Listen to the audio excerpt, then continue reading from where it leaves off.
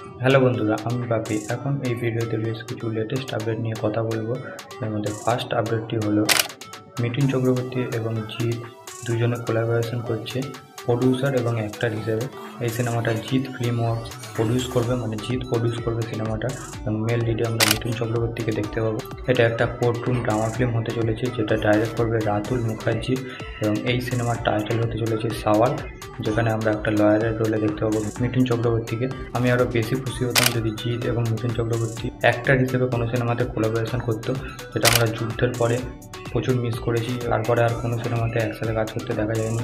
এটা শুধুমাত্র এখনো পর্যন্ত ইনিশিয়াল স্টেজে কথাবার্তা হয়েছে, দেখা যায় মেকাররা এটা কনফার্ম করে কিনা। আজকে সেকেন্ড যেটা বড় আপডেট, সেটা হলো এনটিআরের আপকামিং সিনেমা প্রাসন নীলের সাথে। সেই সিনেমার একটা আপডেট বেরিয়ে এসছে। আগে আপডেট দিয়েছিলাম যে এই সিনেমার টাইটেল হতে পারে নিউক্লিয়ার। এখন যেটা শোনা যাচ্ছে এই সিনেমার টাইটেল ড্রাগন হতে পারে। দুদিন আগে এনটিআরের বার্থডে গেছে, সেই উপলক্ষে সেদিন মেকাররা একটা পোস্টার বার করে জানিয়ে দিয়েছে যে এই সিনেমার শ্যুট এবছরের আগস্ট মাস থেকে স্টার্ট হবে এবং সিনেমাটা নেক্সট ইয়ার মুক্তি পাবে। তো প্রাসন নীল এখনও পর্যন্ত সালার 2 এর শ্যুট স্টার্ট করেনি এবং সেই সিনেমাটা নিয়ে কোনো রকম আপডেট নেই। সেখানে দাঁড়িয়ে এর সাথে এই সিনেমার শ্যুট আগে স্টার্ট করে নাকি সালার 2 এর শ্যুট আমরা আগে স্টার্ট হতে দেখতে পাই, সেটাও দেখবার মতো বিষয় হবে। তো এই সিনেমাটা নিয়েও বেশ এক্সাইটেড আছি। আপনার দেখা যাক এটা কোনো রকম কেজিএফ সালারের মতো সেই ডার্ক একটা গ্যাংস্টার টাইপের ফিল্ম হয় কিনা।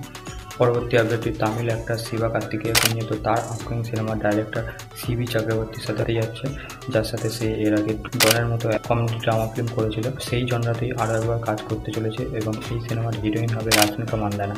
তো ফার্স্ট টাইম শিবা কার্তিকেয় এবং রাশ্মিকা জুটি আমরা দেখতে পাবো, দেখা যাক সেটা কতটা স্ক্রিনে ভালোভাবে ফুটে আসে।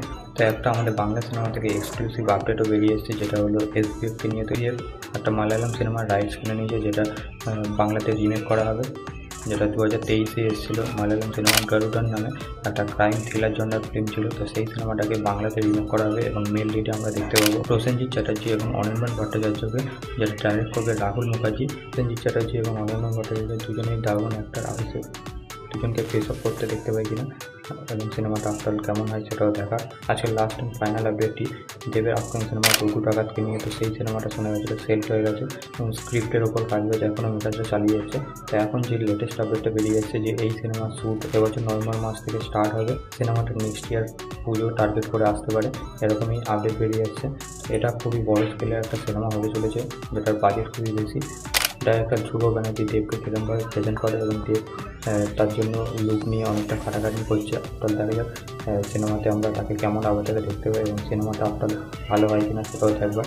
কারণ আশা করবো এই সিনেমাটা ভালো কিছু হবে, দেখা যায় সিনেমাটা অডিয়েন্সের মন জয় করতে পারে কিনা। এই ছিল আজকের বেশ কিছু লেটেস্ট আপডেট। আপনাদের কেমন কী লাগলো অবশ্যই কমেন্ট করে জানাতে পারেন। আমাদের ভিডিওটা ভালো লাগলে লাইক করতে পারেন, শেয়ার করতে পারেন, চ্যানেল নতুন হলে চ্যানেলটিকে সাবস্ক্রাইব করতে পারেন। ঠিক আছে, বাই।